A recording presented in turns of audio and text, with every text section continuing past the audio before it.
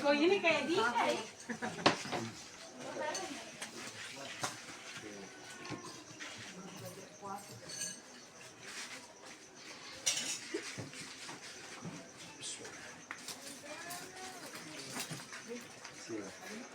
Mana bulannya? Belum, Pak. Belum ada bulannya. Sama. Oke, pahit ya. Kayak tropik nasi ini.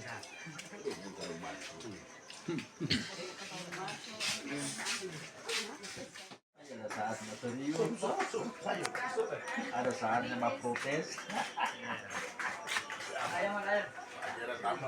Ayam besok. Kita bakar.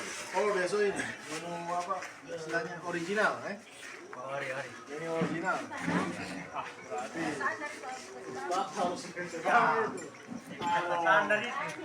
harus itu Kayaknya itu bukan tipe lagi Ustaz. Di warung. tirai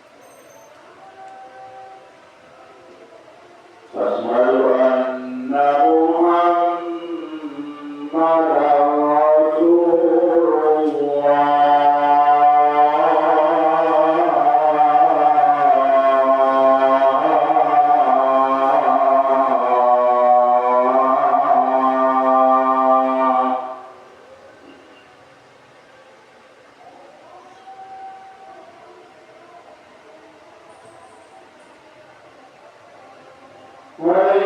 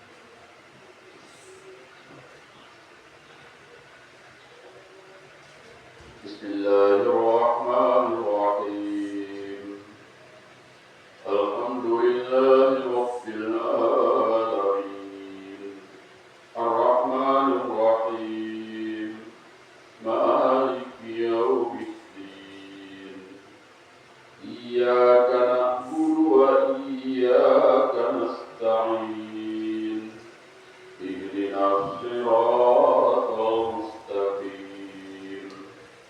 صراط الذين أنعمت عليهم غير المغضوب عليهم ولا الضالين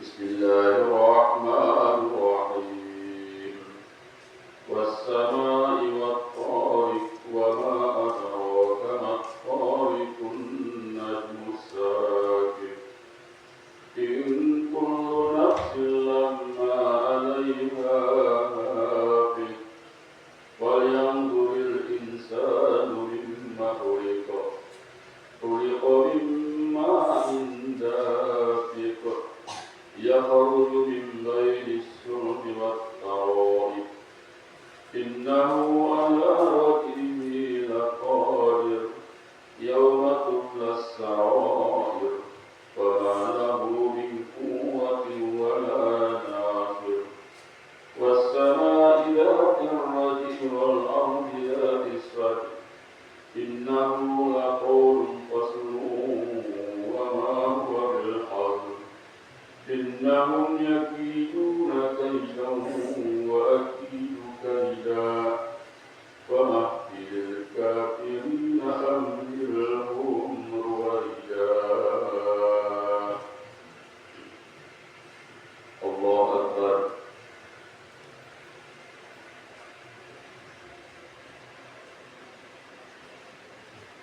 سمع الله لمن حمده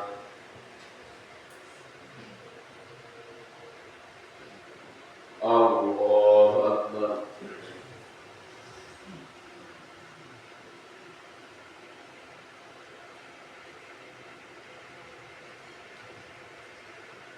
الله أكبر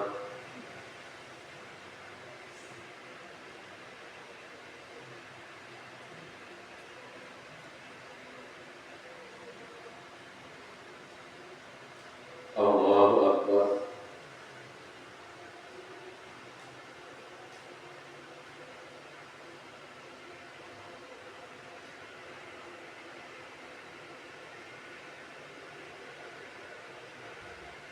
الله أكبر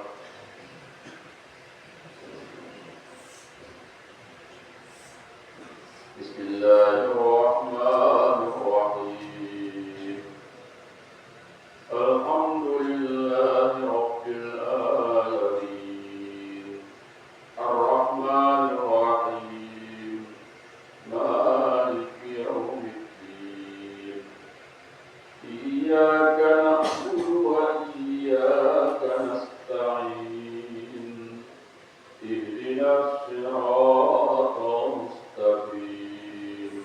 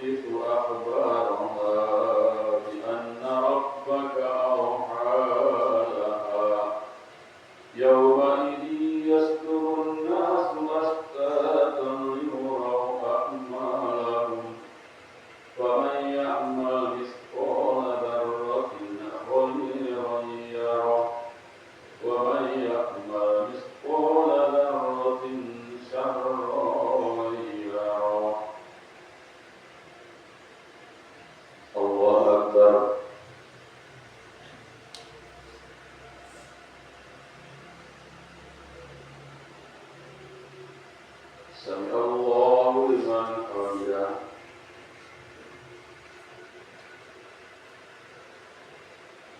الله أكبر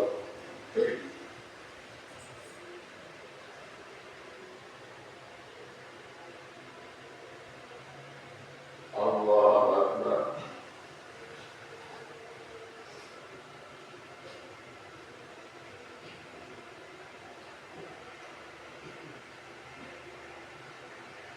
الله أكبر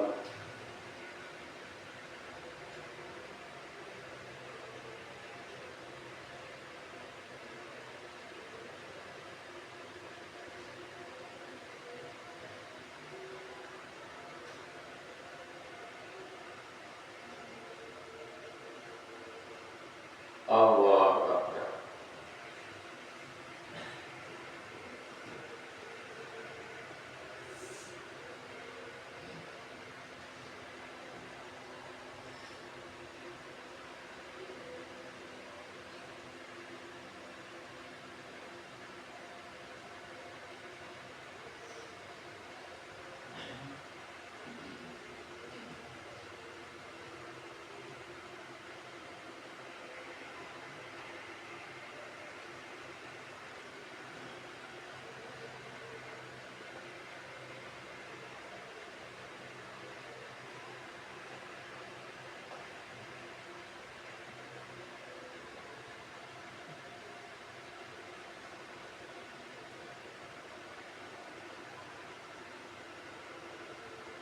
السلام عليكم ورحمة الله وبركاته.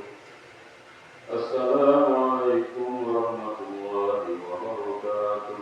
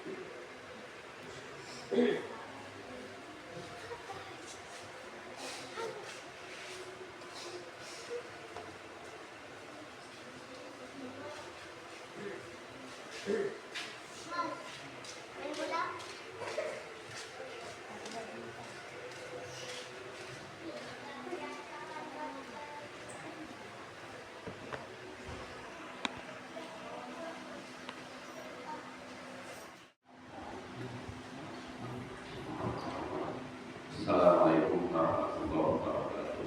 Waalaikumsalam. Alhamdulillahirabbil alamin. Wa bihi nasta'in ala umuri dunya waddin. Asyhadu an la ilaha illallah wa la syarika lah. Asyhadu anna Muhammadan abduhu wa rasuluh. Allahumma sholli ala Muhammad wa ala alihi wa sahbihi ajma'in. Amma ba'd. Alhamdulillah, kita kembali bersyukur kepada Allah Subhanahu wa taala karena pada subuh hari ini kita masih dengan sehat walafiat sehingga kita dapat melaksanakan ibadah kita. Dari tadi kita sahur, kemudian kita sholat subuh dilakukan dengan sunat rakaat. Ini semua tidak lain kecuali nikmat dari Allah Subhanahu wa taala. Selanjutnya salawat dan salam semoga dapat kita sampaikan pada junjungan kita Nabi besar Muhammad sallallahu alaihi wasallam. Ada dua orang yang jelek di hadapan Allah Subhanahu wa taala dalam bulan puasa ini.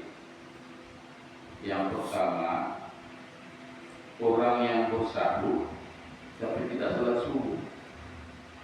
Itu digambarkan seperti binatang yang telanjang bulat kemudian giginya besar-besar, merayap-merayap. Nauzubillah. Yang kedua, orang yang tidur berbuka puasa, tapi tidak sampai maghrib. Kadang-kadang ikut berbuka puasa, tapi tidak sholat maghrib.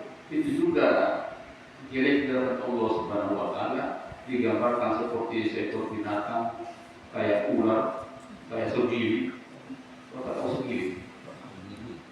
Segili apa itu? Ya, itu enak, itu orang makan. Berrambut, bergizi. Itu segili.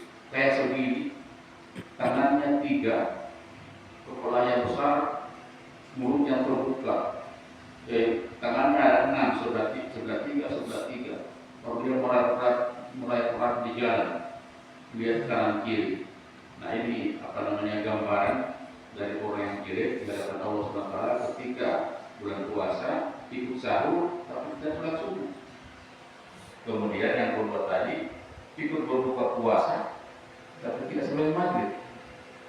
Berarti habis seperti dulu digambarkan oleh Pak Haji, Pak Nasir, ada yang datang makan sahur di Al-Quran pakai celana pendek, ketika sholat subuh hinau semua yang nama sahur tadi. Nah ini semua barangkali gambaran itu. Insya Allah kita sama-sama kita sudah makan sahur tadi, lalu kita sholat subuh, kemudian juga nanti kita berpuasa langsung kita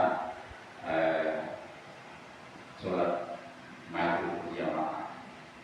Jamaah sekalian, kita lanjutkan apakah nama kajian atau materi kita kemarin. Setelah kita tahlil Quran, membaca Al-Quran, itu tentunya banyak sekali hal-hal yang kita temukan dalam kajian kita dalam baca Al-Quran itu. Karena memang isinya Al-Quran itu menyangkut semua aspek kehidupan manusia. Apakah itu kehidupan dunia mau bahagia di dunia, ada juga di dalam Al-Quran. Bahkan surah Al-Baqarah juga dia mengatakan, wa minhum may yaqulu rabbana atina wa ma lahu bil falah. Dan manusia ada yang berdoa, yang berharap kebahagiaan dunia, walaupun bahagia itu didapatkan dari akhirat. Nah ini luar biasa, ya. Bahagianya hanya bahagia dunia, tapi dia biarlah akhirat dapat bahagia, yang penting bahagia di dunia. Dan ini mungkin bagi orang-orang yang ateis, yang tidak percaya Tuhan, tidak percaya adanya hari berbangkit dan sudah mati. Itu yang mereka inginkan, bahagia dunia. Bagi mereka dihormati, punya harta, punya jabatan, populer di masyarakat, itu namanya sudah bahagia.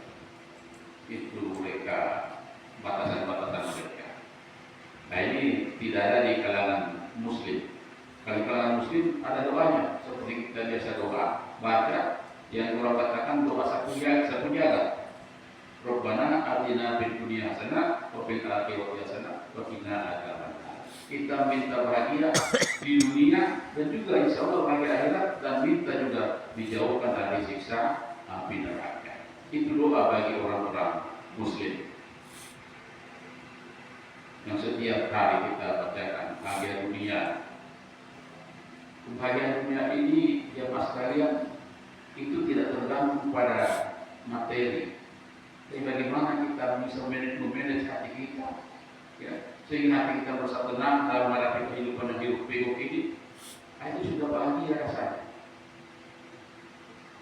Seorang petani yang rumahnya rewet, gubuk kecil yang ada di pinggir sawah, itu jauh bahagia daripada seorang penguasa. Seorang raja satu ketika dia bilang sama guru balangnya, guru balang pasukan apa ya kira-kira, ajudannya, dia bilang sama ajudannya, coba tunjukkan sama saya, wahai ajudanku, coba tunjukkan sama saya siapakah orang yang lebih bahagia daripada saya yang ada di kerjaan saya ini.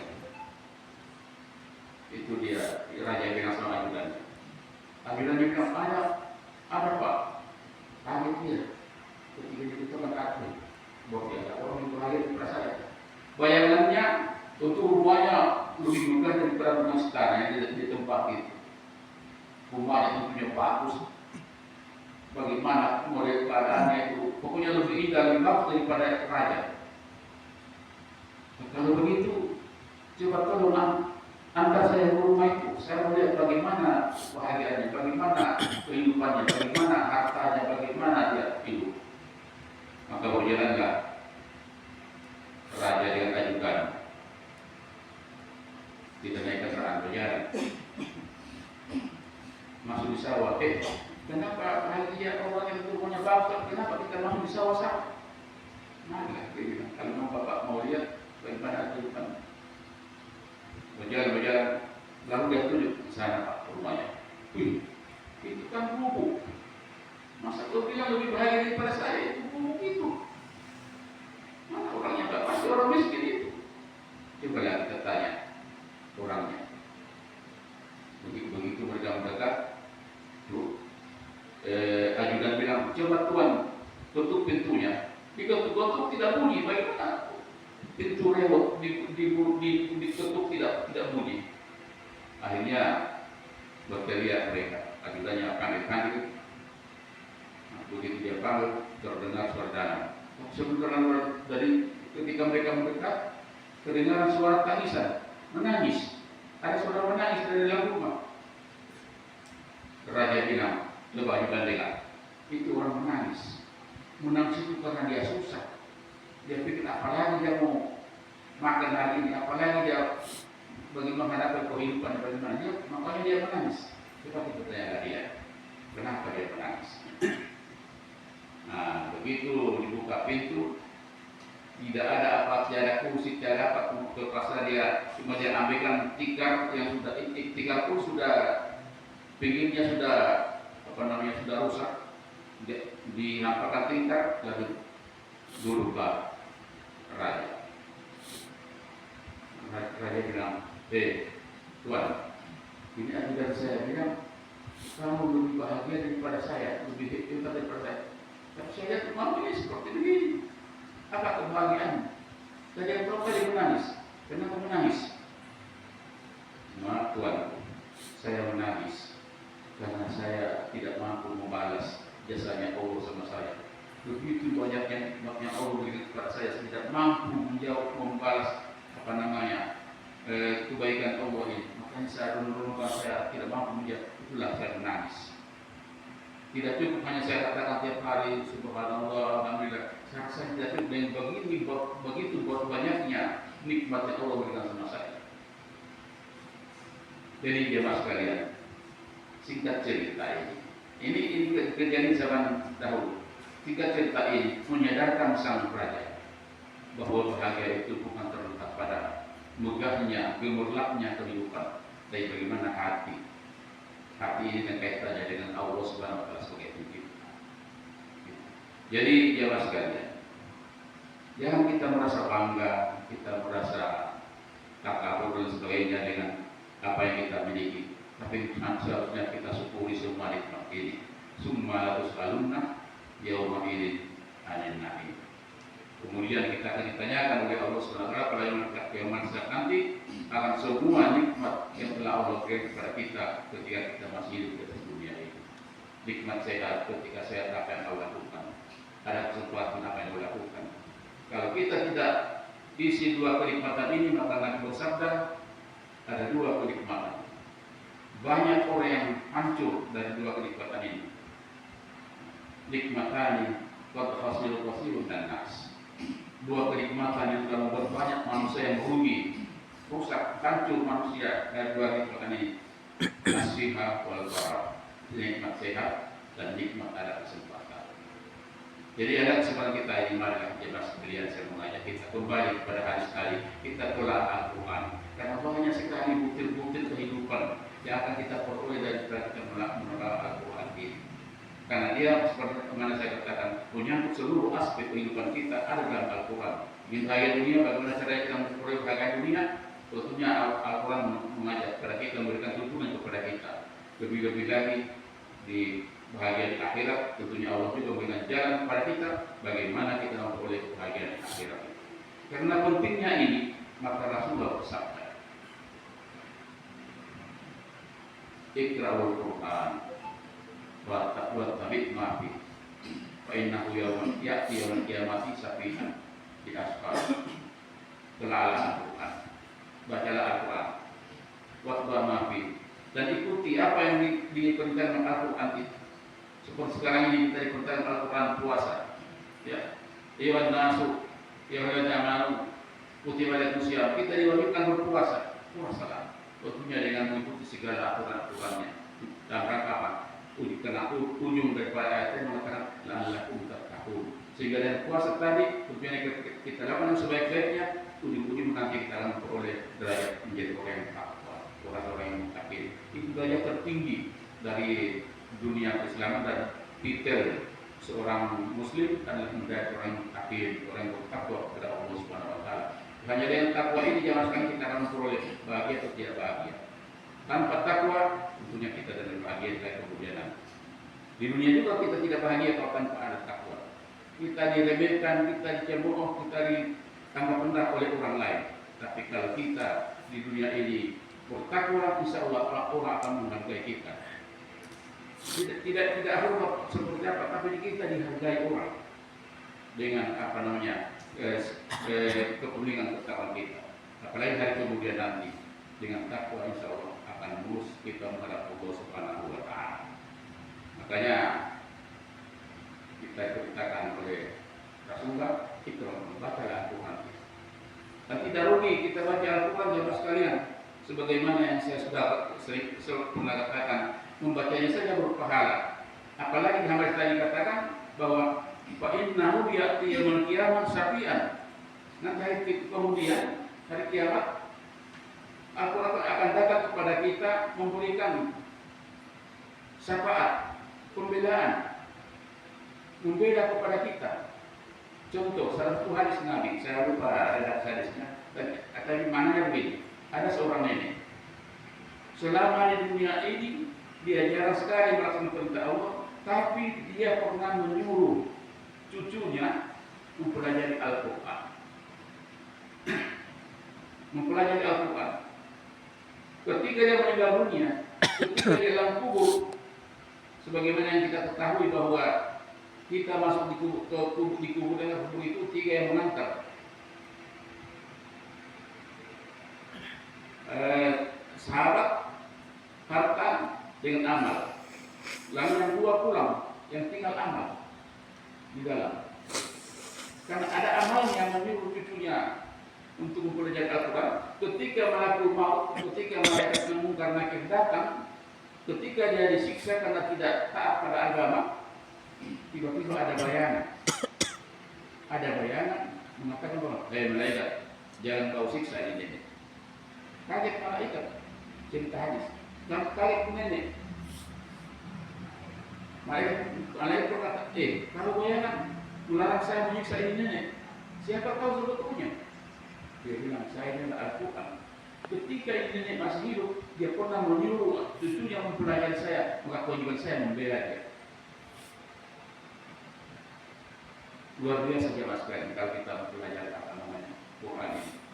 Menyuruh saja kepada orang lain mempelajari apa akan bertanggung jawab membela kepada kita. Olehnya itu dikatakan khairukum man ta'allama Al-Quran. Minta ini, minta itu kita ikuti, pada hal itu adalah bahkan justru menjerumuskan dia atau membuat dia lalai dalam hal mencari ilmu yang sangat bermanfaat. Kita bagi waktunya anak-anak, tidak jarang kita beri kesempatan juga anak-anak main. Tidak baik juga anak-anak kita kalau tidak ikut main, tapi kita kasih dia bagi waktu jam sekian sampai jam sekian kau boleh main itu, dari jam sekian kau jam sampai jam sekian harus kau seperti begini. Utamanya pada sore, asar sampai maghrib harus kau ada di sana itu belajar mengaji, misalnya seperti begini. Insya Allah anak-anak kita akan bisa mengaji. Ini kelemahan kita buat Islam sekalian. Banyak sekali. Barangkali kalau kita persentase dari sekian banyak anak-anak kita itu mungkin di 50-50 lah kira-kira. 50 bisa baca, 50 bisa. Dan 50 barangkali sama sekali tidak ada. Ketika saya masih guru dulu, bahkan saya di Unismu, pernah saya guru di mahasiswa saya. saya menghafal ayat-ayat Al-Fatihah dengan maaf Pak, saya lupa. Kenapa kamu lupa Al-Fatihah? Kalau sudah mau besok barangkali sudah mau jadi guru, sudah jadi guru, kenapa Al-Fatihah saya tidak tahu? Apa kau tak pernah sholat? Dulu pernah, Masya Allah. Dulu pernah dia bilang. Dan sekarang betul saya tidak pernah lagi. Tapi saya lihat ketika di wisuda sudah lihat. Saya bilang saya tidak kasih lulus Anda, kecuali Anda datang sama saya bisa baca ekonomi, saya bisa kasih lulus. Tapi ketika wisuda saya lihat sudah iya, siapa yang kasih lulus ini? Saya bilang saya tidak kasih Anda karena saya bertanggung jawab dengan mata kuliah saya. Nanti di hadapan Allah saya bertanya kenapa kau kasih lulus orang yang tidak tahu apa namanya, tidak memenuhi syarat. Itu makanya saya. Tapi tiba-tiba dia sudah lulus. Saya bilang sudah, dia kata dua sama saya, terima kasih Pak, saya sudah diusul. Sudah silakan panggil ya Pak. Saya bilang seperti itu. Jadi dia mas sekalian, hari kita adalah hari sekarang ini, masa depan ada di tangan anak-anak kita. Mari kita berbagi anak kita dengan Al-Quran. Dengan demikian insya Allah orang yang bisa baca Al-Quran insya Allah hidupnya akan baik, terjamin hidupnya, dan karena dia tahu persis apa yang harus dilakukan, yang melahirkan dirinya, yang menyelamatkan dirinya dari segala hal yang tidak baik. Berarti ini saya sampaikan pada suatu hari ini, mudah-mudahan ada manfaatnya. Assalamualaikum warahmatullahi wabarakatuh.